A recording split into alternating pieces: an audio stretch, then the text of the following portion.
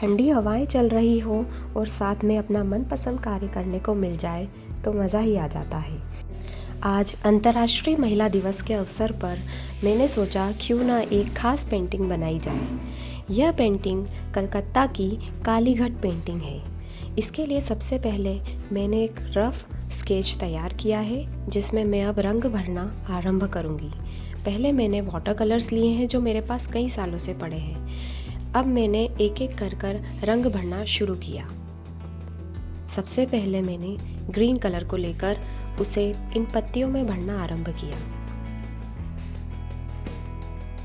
आप green colour के कुछ अलग अलग शेड्स भी प्रयोग कर सकते हैं। यहाँ पे मैंने हल्का ग्रीन और थोड़ा सा गहरा ग्रीन दोनों ही यूज़ करे हैं।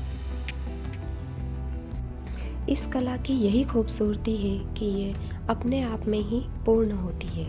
इसमें किसी भी परफेक्शन की ज़रूरत नहीं है।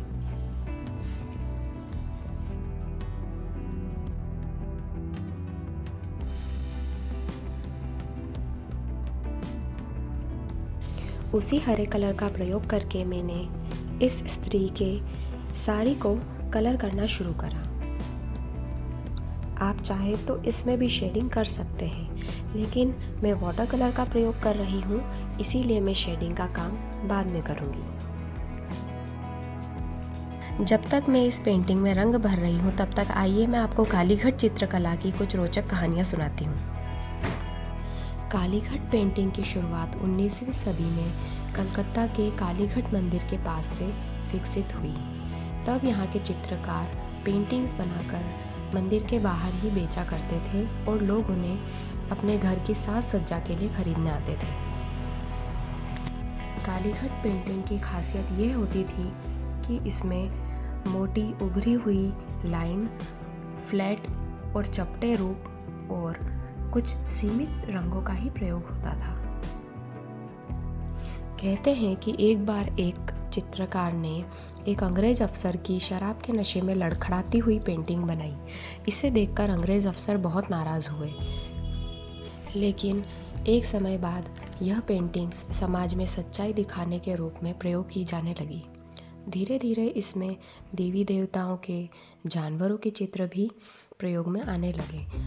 देवताओं के चित्रों में उनकी आंखों को आक्रोश के रूप में दिखाया जाता था, क्योंकि उसमें उभरी हुई लाइनें होती थी।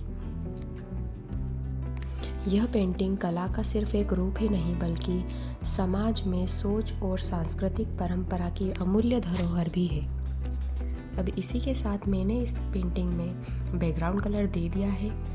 वाटर कलर के कारण ये ऐसा दिख रहा है, लेकिन सूखने के बाद ये एक समान ही दिखेगा।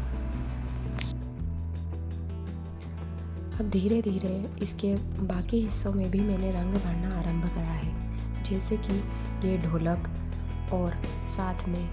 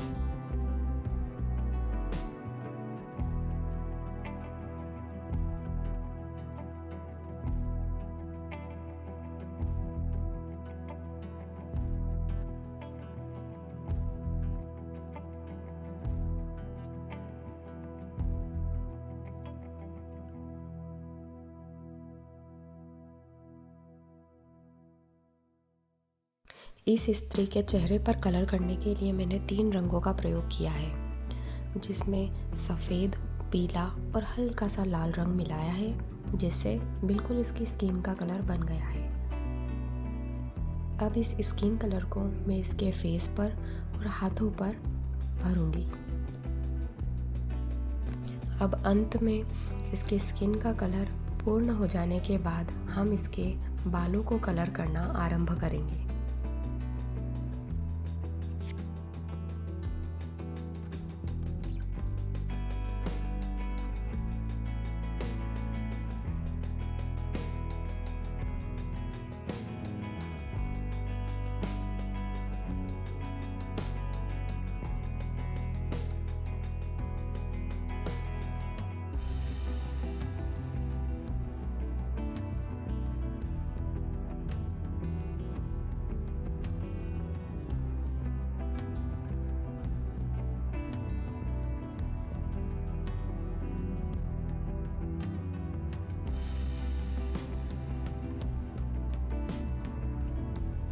यह इस पेंटिंग का एक आखिरी चरण है, जिसमें हमें सिर्फ और सिर्फ आउटलाइन करनी है, जिसके लिए मैंने एक मार्कर का यूज़ किया है, क्योंकि इससे आउटलाइन काफ़ी इजी हो जाती है। अब मैं इसकी आँखों को या इसके बाकी वस्त्रों को और पेड़ पत्तियों को भी आउटलाइन करूँगी।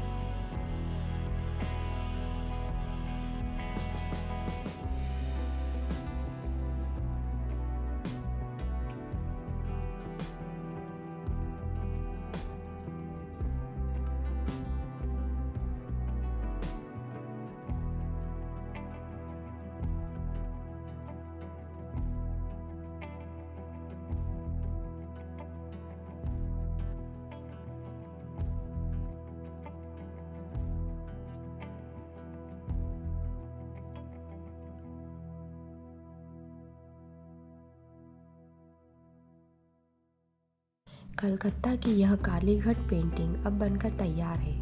मेरे साथ आखिर तक इस वीडियो में बने रहने के लिए आपका बहुत बहुत धन्यवाद। प्लीज़ चैनल को लाइक एंड शेयर करें।